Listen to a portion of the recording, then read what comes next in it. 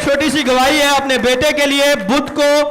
दोपहर में उसे बहुत ज़्यादा वॉमिटिंग हो रही थी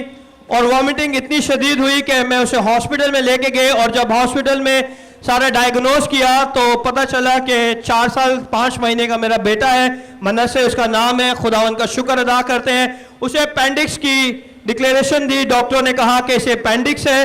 और उसका ऑपरेशन होगा और वहाँ पे डॉक्टर मौजूद नहीं था, लेकिन ये खुदावन की दुआएं, खुदा के खादम से मैंने राब्ता किया, इन्होंने कंटिन्यूसली दुआ की और खुदावन ने उसी दिन दूसरे हॉस्पिटल में ऑन कॉल सर्जन मुहैया किया और खुदावन ने उसी रात को मेरे बेटे का ऑपरेशन भी सक्सेसफुली कामयाब हुआ। उसका इन्फेक्शन उसकी बॉडी में बहुत ज़्यादा हाई हो चुका था और डॉक्टर कह रहे थे कि बड़ा कॉम्प्लिकेटेड था ये ऑपरेशन, लेकिन खुदावन ने हर चीज़ को मुमकिन करके उसे कामिल तौर पर शिफा दी और वो बिल्कुल नॉर्मल है। यीशु के नाम को जलाल दे। जब आप खुदा के नाम की गवाही देते हैं, जब आप अपने खादमों के साथ एक दिल, एक जान, एक रूह होके